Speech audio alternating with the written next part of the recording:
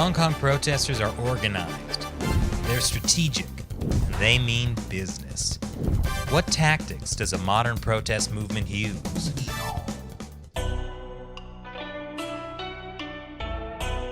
Welcome back to China Uncensored. I'm Chris Chappell. Joining me today is Hong Kong activist and board member of Amnesty International Hong Kong, Johnson Young. Johnson, thank you for joining me today. Thank you. So I've noticed that the Hong Kong protests have focused a lot on nonviolent tactics. Why is that? Well, first of all, Hong Kong people are quite peaceful, and also nonviolent tactics can help us to galvanize international solidarity and support. We want to show that Hong Kong people has exhausted every means that we can under the rule of law to fight for our democracies and human rights.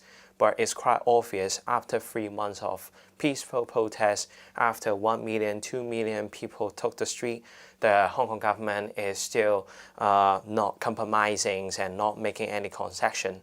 And this brings a lot of hatred and also anger from the population.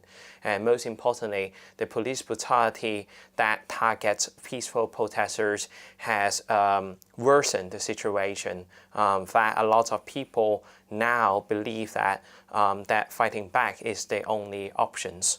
So do you think nonviolent tactics can work? Because it sounds like what you're saying is they haven't. No, I think nonviolent tactics is really depending on the context. I still believe that nonviolent tactics will be useful to galvanize popular support and also galvanize international support. But keep in mind that right now, according to a lot of public survey, actually more than 75% of the Hong Kong people are approving the movement. So we have already achieved that, the goal of galvanizing popular support. And we have, so right now, I do think that in order to keep people on the street, in order to keep pressures over the government, then at least the protesters have to defend themselves with minimum of force. Now, I don't think anyone from the protester side would want to use force. But it's quite obvious that if the police was just tear gas or use baton to hit on protesters, there's no way the protester to use shield or to use wooden plate to protect themselves from the beatings of batons. Well, in a leaderless protest like this, how do you enforce nonviolent tactics? I mean, I have seen more than a few Molotov cocktails thrown throughout the course of this. So I would call it as a leaderful movement because I can see there are actually a lot of leaders who is running different fronts of tactics. There are people who is working on the international advocacy front. There are people who are gathering supplies that can provide supplies to the protesters. So I think this is like a leaderful movement rather than a leaderless movement. Now, the principles or you can say the culture of the movements was built within the movement. So back to June, there are people who suggest principles like we are not going to separate the moderate side or the radical sides of the protesters. We are going to protect each other. We need to prevent shedding blood on both sides. So these principles are in general agreed by the protesters. Now, there are, of course, in every movement, there are, of course, radical flank of people, but even people are throwing Molotov cocktail or fighting back to the police, there are people who will suggest that we shouldn't beat people indiscriminately. And these are the set of principles that are agreed by most of the protesters. And also the way, since there is no leading network or leading activist who is calling the shot, so most of the disciplines are enforced by the protesters who are on site. So there are, of course, some scenes which some protesters overreact. But the other protester will try to calm them down and de-escalate the situation. So these are the mechanisms that are enforced by individually, but not by hierarchies of organization. And to my observation, the movement is 100% largely nonviolent, and most of the disciplines are still maintained. And the force that is used by the protester are way lower than the level of force that is used by the police or state-hidden thugs. And I've noticed that humor and art has been a big part of the protest. What does that do? Humor and art, it's really useful to maintain the momentums and also the morals of the protesters. Imagine that for 3 months, people are living in a very intense period. For people who are not even protesters, they are under threat of arbitrary arrest or intimidations by police. So having people who is playing music, who is dancing crazily, who is using those laser pen to point at some buildings, that is kind of the humor that people need because it helps to ease their very intense moment, and it keeps people to continue their participations in the movement. So that's the first benefit of having humor within the movement. And secondly, humor also, you can say, disarm the terrors of the government. So there are several examples. For example, the government were trying to outlaw the laser pen by claiming laser pen as a weapon, and they did arrest people for possessing laser pen. So the other night when the police arrest someone who is possessing a laser pen, people buy 1,000 more laser pen, and they had a music show with laser pen pointing in everywhere. So this disarmed the government terror, and it sent a very clear message saying we're not afraid of your arbitrary arrest. And since then, the government are reducing their numbers of arrests for people who are possessing a laser pen. So that's one example of how we can disarm the terror. One of the reasons why the umbrella movement failed in achieving substantial achievement is because we are heavily reliant on tactics of concentrations, meaning people occupying roads near to the government headquarters for 79 days. In the first 2 weeks of the umbrella movement, it was quite effective because the government didn't experience that mass numbers of people occupying main roads.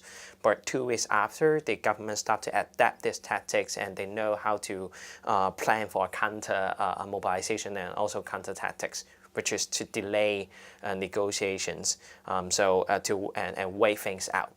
And people learn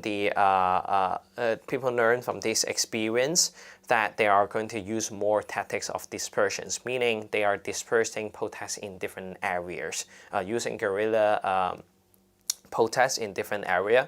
And it's very helpful in two senses. One, the police is face larger barriers in arresting and rounding up protesters. And second, we bring police brutality and we bring the true colors of the police in front of different neighborhoods. So there are a lot of people who are not in the protest side.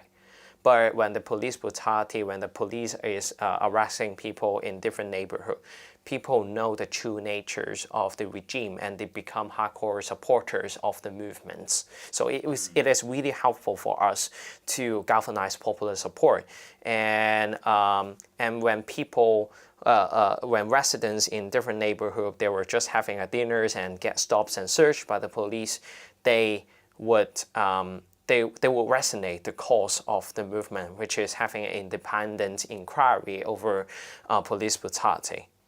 So how do protesters learn about these tactics and how do they organize them? So you can say most of the tactical or strategic discussions are done in Linden, which is like an online forum. People have a lot of discussions about what kind of strategy is the most effective.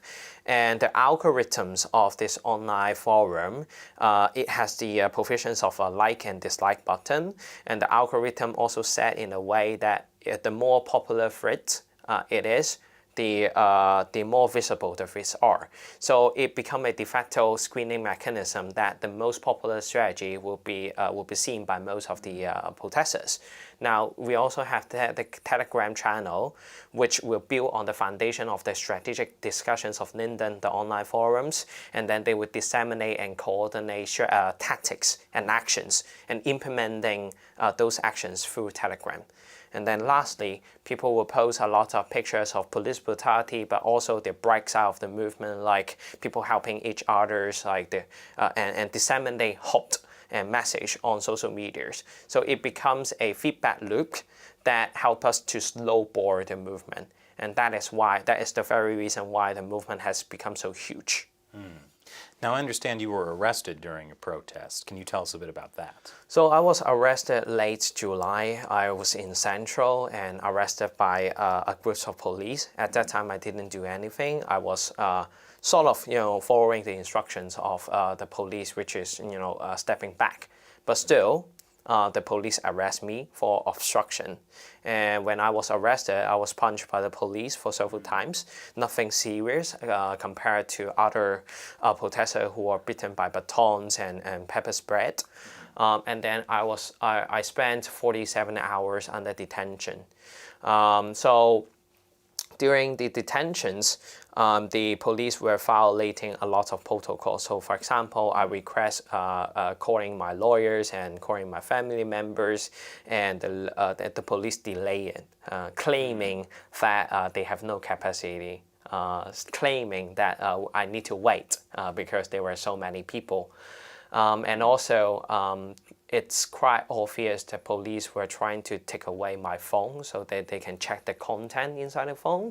And when, according to the procedures, they should put it in a sealed evidence bag. So no content, no information inside the phone will be contaminated. But when I request them to do so, I was surrounded by several police officers intimidating me, threatening to lock me in a so-called aircraft room. And by aircraft room, what the other police did to other protesters was they have buckets of cold water, pour it over the protesters, and lock him up in a very cold room as a way to torture people. Yeah, this sounds more like torture than the rule of law. It's cruel treatment to detainees. It's not the most serious torture compared to because we have report. Amnesty International also did a report on torturing case under detention. It interviewed more than 20 people. Over 85% of the detainees were hospitalized because they were beaten when they were arrested, and they were also beaten under detentions. There are multiple reports documenting fractures of bones or even broken bones because 5 police were locking the detainees in the rooms, and then they beat him up. So it has become a phenomenon that the police would use cruel treatments on detainees. So luckily in my case, I didn't experience that, and I think part of the reason is because I know the procedures, and the lawyers also keep a close eyes on me. But I was threatened verbally when I was detained. So during those 47 hours of detentions, my house was also searched, which is something that is uncommon because I was arrested for a very mild crime. But the police, I think they tell lies to the judge and claim I was involved in illegal assembly. And the judge signed a warrant for house search. And what was your charge? My charge was I was arrested for obstructing a police officer. Okay. But when the police applied for a search warrant, they claim I was involved in illegal assembly. And that's the reason why the judge signed the warrant to the police. And I was arrested along with 48 people. All of them get a house search. And they did a house search at 10 or even midnight. So it is an intimidation to not just the detainees, but also the family members of detainees. So imagine that the detainees were handcuffed and put a chain on him. And they were taken to their home to do a house search. So it is a humiliation, it's an intimidation to family members. And that's how we were locked up in the 47 in those 47 hours. We were also detained in a car park, turns into so we were locked in a police station car park, turned into a temporary detention center. Wow. There's no good ventilation in there, so it was really hot. It was like 32 degrees Celsius, and there was no place for us to sleep. So some people have to lie on the floor. I also witnessed that some protesters and detainees were bitten in the head and they were bleeding, and they were not allowed to send to the hospital 4 hours or even 5 hours after they were bitten by the police. So there are, it's evidently that the police deprived the rights of medical assistance of detainees as well. And you said you received verbal threats. What kind of threats? So when I request the police to seal my phone because I don't want them to take away my phone and contaminate it, I was surrounded by several police officers. They were yelling at me, and one of the police officers took his torchlight and pointed to my eyes. So those are the kinds of verbal abuses I experienced. They also threatened me to lock me in an aircon room. They threatened saying, using, they swear at me, claiming at me as a flu. So those are the verbal abuse I experienced. What do you think is motivating police officers to behave the way they behave? The police are generally hostile to the detainees and also the protester. According to the procedure, I was a suspect, so they can go through the procedures, take a photos, gather evidence. That's all right. But it's quite obvious that the police officer enjoy verbal abuse or even torturing detainees. And I think it is. There are several reasons why it motivates the police to torture people. First, there is no scrutiny. Supervisor allows them to do so. And second, they hate protester because protester always confront the police because the protester, they want to express their anger to their government. But the government officials were hiding behind the police. And that's why the police feel they are disrespect and they want to retaliate on the protesters. So where do you think the protests will go from here? So a lot of people seeing the October 1st as endgame because it is the 70th anniversary of the PRC. But I think the protest wave would not go away, and there are several reasons. One, the government is not willing to make any concessions. Although the Carrie Lam withdrew the controversial extradition bill, what we experienced in the past 120 days is police brutality. And we also experienced the bad consequences of lacking a checks and balance system. It is the system that enable police to beat people indiscriminately and arrest people arbitrarily.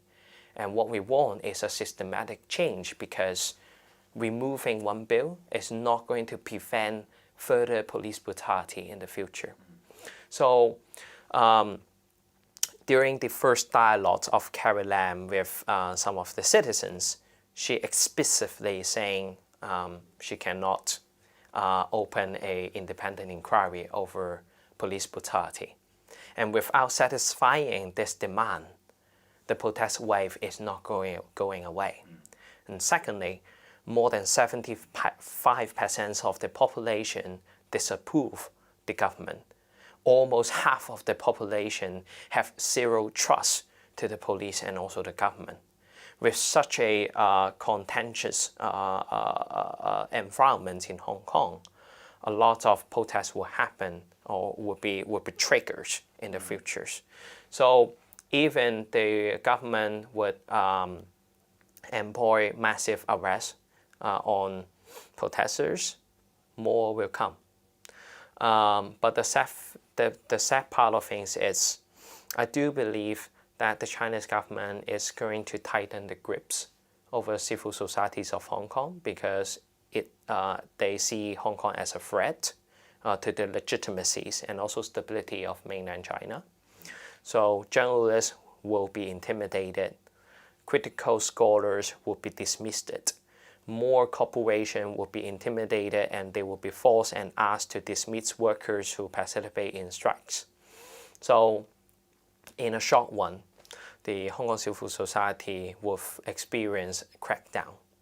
But I guess in the long one, because so many people are not trusting the government and so many people are angry to the government, in the long one, the Hong Kong society will continue to fight against the Hong Kong government and also the Chinese government. So you think you'll succeed? I think we will succeed in the long one, but there are also several conditions. First, the global international community will have to stand up against the Chinese government. Second, we have to make more allies to most of the liberal democracies and also our neighborhood countries, because we are also under bullying of the Chinese government. And thirdly, we need to preserve as many human resources as we can. We need to preserve as many activists as we can. That's why we need to build a very strong support network, lawyers network, a medical network to support those who are under imminent threat of the government. If we achieve this, if we succeed in maintaining this condition, then I think we will win in the long run, because there are so many problems in China. At this moment, the state power of this authoritarian regime is strong, but it cannot maintain its state power forever. There are so many internal contradictions in mainland China society as well, like a widening wealth gap, like the young people are also have a lot of grievances because they cannot climb up to the social ladders and get a house for themselves. So this kind of internal contradiction would backfire to the Chinese government. And if Hong Kong and also other international community manage to survive, then there will be a lot of opportunities for us to win. So there's certainly a lot that governments around the world can do. But what can people watching this interview, what can they do? In the past few months, Hong Kong movement strategy have been focusing on galvanizing international support. And there are several ways that individuals can help, like passing legislations and policy in your own government to deter police violence. So for example, in the US, we have been trying to get the Hong Kong Human Rights and Democracy Act to pass because it could deter police brutality by threatening revoking the special trade status of Hong Kong. And also the US government and also the EU or even Australia, they can consider sanctions individual officers or police commissioners who enable police violence against peaceful citizens. So as an individual, you can call your representatives, you can tell your representatives that in order to not just help Hong Kong people, in order to safeguard democracies and the way of life of democratic institutions, their government should stand up against the Chinese government and Chinese authoritarian regimes. So that's one way people can help. Secondly, show solidarity to Hong Kong people and also people who are oppressed by the Chinese government, like Tibetans and Uyghurs, because Hong Kong people are morale will need to be maintained if we want to survive the long run oppressions. So having foreigners, having people from around the world to share news of Hong Kong, to show up to protest, it will help maintain our morale of the movement. And thirdly, enhance citizen-to-citizens exchange and solidarity is also very important, because what we are talking in here is we need innovative way, we need innovative tactics to continue our struggle. And in order to keep our mind fresh and innovated, we have to learn from other country examples. So having this kind of citizen-to-citizens exchange in solidarity will help us to keep our action more diversified. And that's the way that we can win. Well, thank you so much for joining me today. Stay safe out there. Thank you.